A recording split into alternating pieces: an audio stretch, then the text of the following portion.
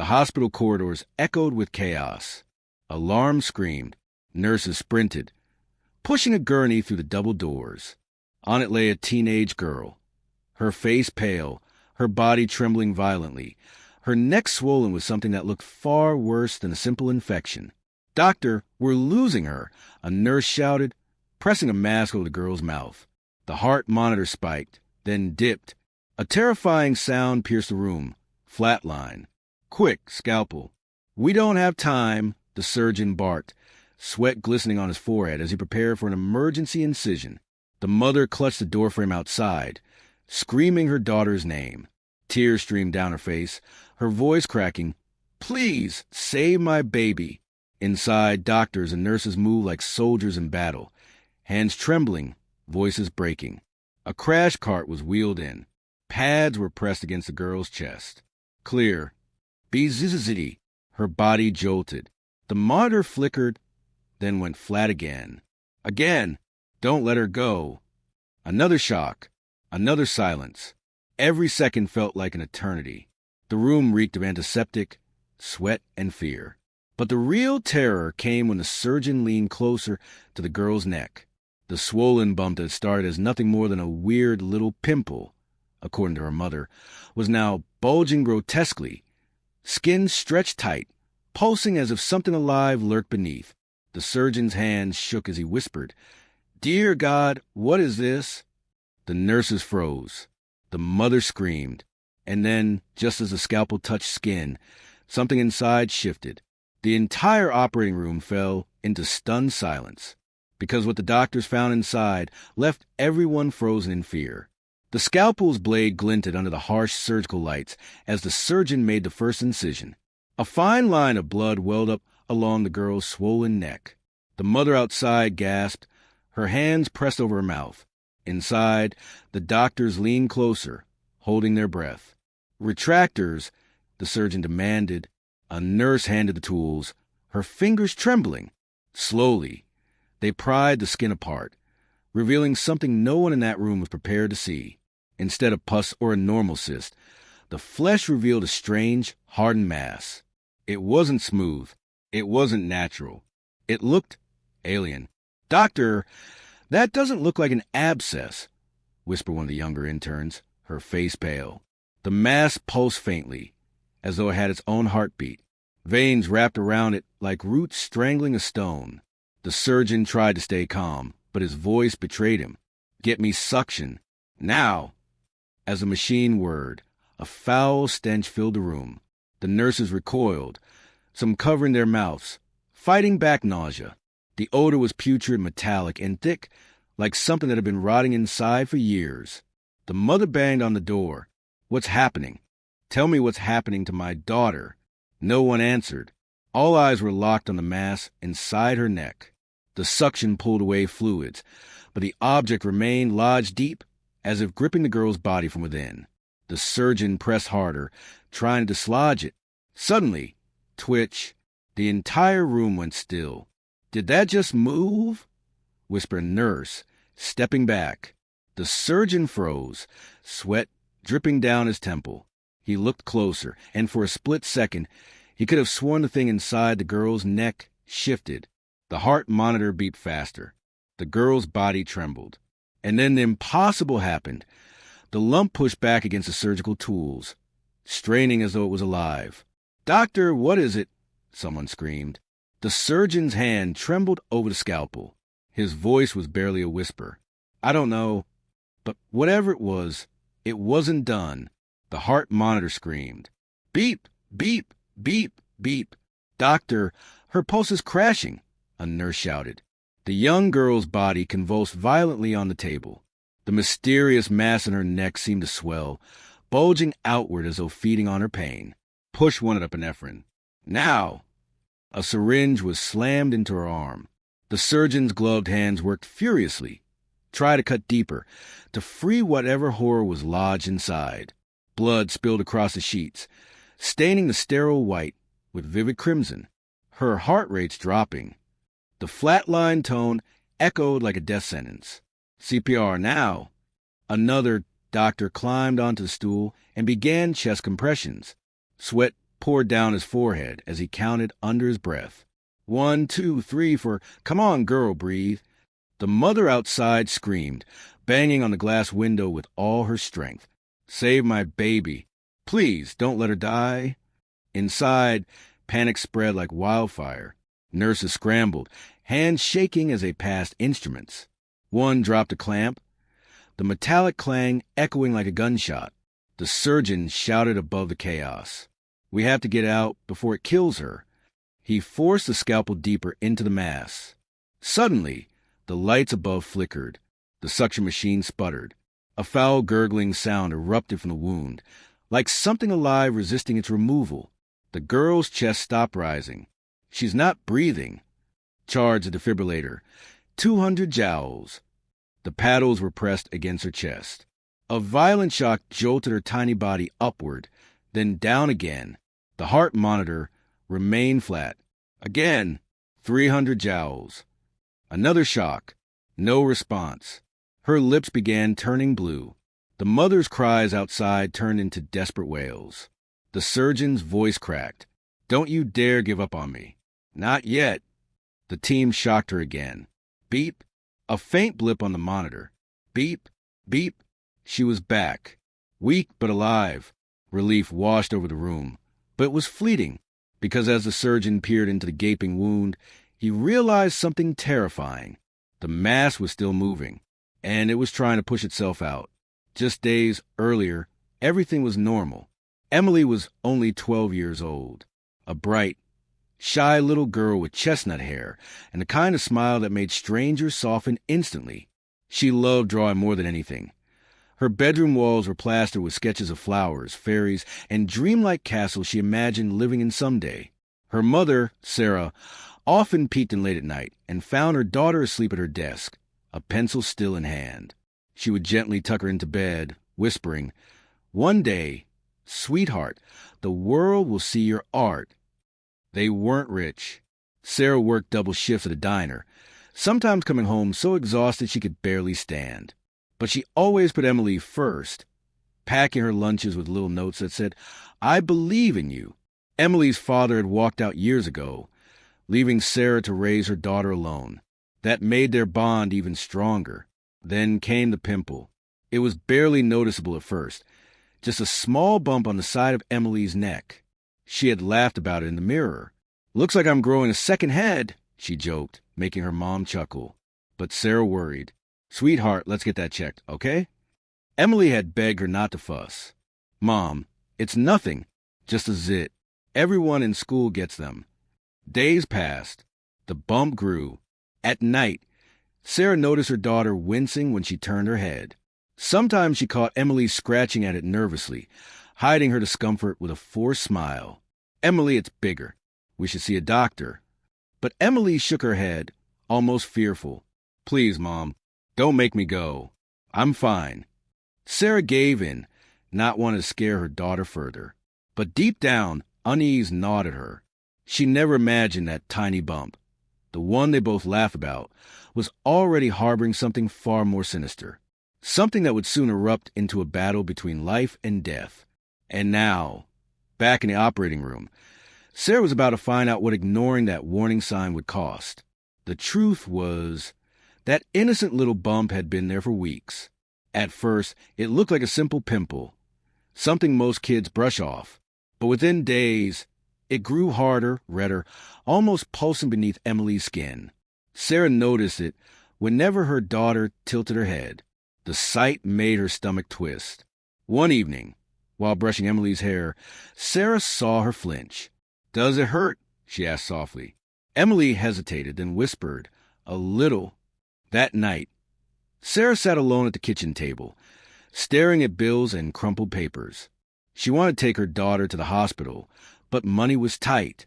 A doctor's visit wasn't cheap, and she convinced herself it could wait. "It's probably just a swollen gland. Kids get those all the time," she muttered, trying to quiet the growing panic in her chest. But Emily's behavior changed. She became quieter. At school, she stopped joining art class. At home, she excused herself early from dinner, saying she was tired. Sometimes Sarah caught her pressing a hand to her neck, her eyes clouded with something she was too afraid to admit. One night, Sarah finally snapped. "Emily, I can't ignore this anymore. We're going to the hospital tomorrow."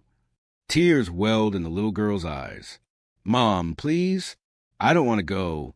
What if it's something bad?" That broke Sarah's heart. Her daughter wasn't just scared of the pain. She was terrified of the unknown. And so, days slipped by. Sarah told herself she'd take her in next week, then after payday. But every delay only gave the darkness inside Emily's body more time to spread.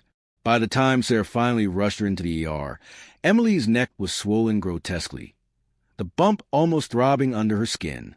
Doctors glanced at it, exchanged grave looks, and quickly wheeled her into surgery. Sarah's worst fear had come true. She had waited too long. And what the doctors were about to uncover inside that swollen lump would not only confirm her fear, it would shatter her reality. The operating room was silent, except for the steady hum of machines. Sarah sat outside, her fingernails digging into the arms of the waiting chair, whispering prayers into the sterile air. Inside, the surgeons hovered over Emily's neck. The bump had stretched the skin so thin it looked ready to burst. "Scalpel," the lead surgeon said firmly. The blade sliced carefully across the swollen mound. At first, a thick, foul-smelling fluid gushed out, splattering the surgical drape. The smell hit the room like a rotten wave. Nurses turned their heads, covering their noses. But then something moved. The doctor froze. For a heartbeat, no one spoke. Did you see that?" whispered one nurse. The surgeon leaned closer. He widened the incision, expecting maybe an abscess. Instead, what came writhing out made one nurse stumble backward in horror. A living, squirming parasite. It slithered, slick and pale, wriggling like a nightmare come alive. More movement followed. Tiny, translucent larvae squirming in clusters, clinging to tissue. "Oh my God!" gasped the nurse, her gloved hands trembling. "It's alive in her." The surgeon's jaw clenched. "Suction now. We need to clear this before it spreads." The operating lights cast a harsh glow as the team worked frantically. They pulled out one parasite, then another, some as long as a finger, others smaller, almost spider-like. It was a grotesque parade of things that had no business being inside a child's body. The room reeked of decay and bile. One young intern gagged and bolted for the sink, retching violently. But the surgeon stayed focused. His hands were steady, his voice low but firm. "Keep going. We can't stop.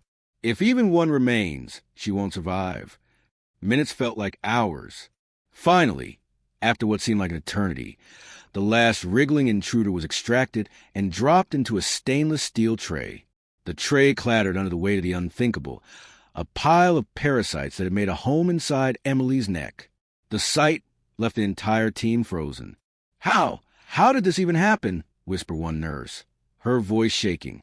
The lead doctor removed his mask, his face pale. "I don't know, but I've never seen anything like this in my entire career." Outside the OR, Sarah heard the muffled chaos, the hurried footsteps, the clatter of metal trays. Her heart pounded against her ribs. She stood up, trembling, and when the doors finally swung open, the expression on the surgeon's face told her everything. Whatever had been inside her daughter, it wasn't just medical. It was something out of a nightmare. Long before the hospital lights, the screaming nurses, and the shocking tray filled with parasites, there were signs. Signs Sarah had missed. It started months ago on a warm summer afternoon. Emily had been playing in the backyard, running barefoot through the grass, chasing butterflies, her laughter echoing across the fence. She came inside scratching her neck, complaining of an itch. Sarah thought nothing of it. Probably a mosquito bite, sweetheart. Don't scratch it too much. She kissed her daughter's forehead and sent her off to play again. But that mosquito bite wasn't just a bite. In the damp soil near their garden, in a place where rainwater pooled and flies gathered, something sinister lurked. A parasite egg, carried by an insect, had found the smallest opening in Emily's skin. Unnoticed, invisible, and slowly it began to grow. Weeks passed. The tiny bump on Emily's neck became a small lump. Sarah brushed it off as a stubborn pimple. "Mom, It feels weird when I touch it. Emily once said, her little fingers tracing the bump. Don't worry, Sarah replied, trying to stay calm. It'll go away. But it didn't. Every day, the parasite inside her multiplied, burrowing deeper, feeding, laying more eggs. And all the while, Emily smiled, went to school, played with her friends, completely unaware that a silent invader had made her its host. One night, Sarah found her daughter sweating in bed, her skin pale, her eyes fluttering as if she was trapped in a nightmare. That was when fear finally pierced through denial. That was when she decided to take Emily to the doctor. But by then it was too late. The creatures inside had already grown strong. Back in the present, the doctors huddled in disbelief around the tray of wriggling parasites. This had to have been festering for months, one of them muttered. And Sarah, clutching her chest outside the operating room, realized the truth with bone-chilling clarity. This had all started with something so small, so innocent, that she had dismissed. A single bite, a single mistake, and it almost cost her daughter's life. The shocking discovery didn't stay within the cold walls of the hospital for long. Within hours, whispers turned into news reports. By the next morning, the story was everywhere. Headlines screamed across television screens. Girl nearly killed by parasite living in neck. Doctor stunned by rare infestation. Mother blamed for negligence? Outside the hospital, reporters crowded the gates, their cameras flashing, their microphones stretched forward like weapons. Mrs. Collins, is it true you ignored your daughter's symptoms for months? One shouted. Do you feel responsible for this? Another pressed. Sarah froze, clutching Emily's photo in her trembling hands. The guilt already weighed heavy on her heart. Now the world demanded answers. But the storm didn't end there. A hospital spokesperson addressed the press. We are investigating whether environmental factors in the neighborhood contributed to this case. Public health officials have been notified. Suddenly, Sarah's quiet suburban street became the center of a health investigation. Officials in hazmat suits combed through her backyard, digging through soil, examining stagnant water pools. Neighbors watched nervously from their windows, whispering fears of infestation spreading. Some blamed Sarah outright. She should have taken the girl to the doctor sooner, one neighbor hissed. Others defended her. She's a single mom doing her best. Who would think a Pimple could kill? As the pressure mounted, police questioned her about negligence. Could failing to act sooner be considered endangerment? Lawyers debated, journalists speculated, and the weight of the world pressed against Sarah's chest. But inside the hospital, all the noise outside faded into irrelevance. Because Emily was still fighting for her life. And while cameras clicked and accusations flew, the only thing that mattered to Sarah was one single truth. Her little girl wasn't safe yet. The world wanted someone to blame. But Sarah only wanted one thing: her daughter to survive. The monitors in the ICU room hummed with a low, steady rhythm. Emily lay still, her small chest rising and falling faintly on the glow of machines that kept her alive. Doctors had done everything they could, removing the parasite, stabilizing her vitals, but her body was still fragile, her fate uncertain. Sarah sat at her bedside, holding Emily's tiny hand. Her lips moved silently in prayer. Please, God, please don't take her away from me. Hours felt like days. Nurses checked her vitals, adjusted tubes, whispered updates Sarah barely heard. The world outside raged with accusations and headlines. But in this room, time stood still. Then, suddenly, alarms blared. Doctor, her heart rate's dropping again, a nurse shouted. The room erupted in chaos. Quick, epinephrine now. Charge the paddles. Sarah's breath caught in her throat as she watched them work frantically on her daughter. She could only cling to the edge of the bed, tears streaming down her face, whispering Emily's name over and over. Clear. The defibrillator jolted Emily's tiny body. Nothing. Again. Clear. Her body jumped once more. A pause. Silence. Then beep, beep, beep. The steady rhythm returned. Emily's heart had started again. Sarah collapsed to her knees, sobbing uncontrollably. One of the nurses, her eyes damp with relief, whispered, "She's a fighter. She's not giving up." For the first time in days, Sarah felt hope burn inside her chest. Doctors explained cautiously that Emily had pulled through the most dangerous phase. Her chances were slim before, but now there was light. The girl who nearly died for what began as a simple pimple had defied the odds. Against all logic, against all fear, she was alive.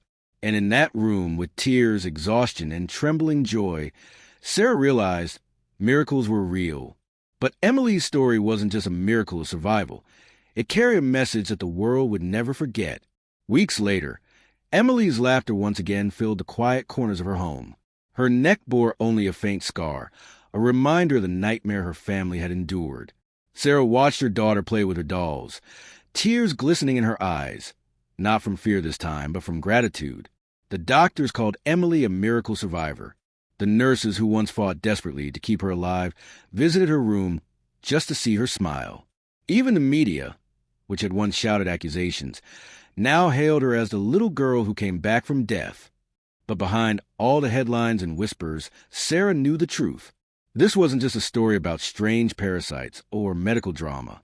It was about something far deeper. It was about how easy it is to dismiss the little things, the small warnings our bodies give us. A pimple, a bump, a minor ache. Things we think are nothing until they almost take everything from us. Sarah would never forgive herself for waiting so long, for brushing aside her daughter's pain. Yet she also knew Emily's survival was a second chance, not just for her family, but for everyone who heard this story.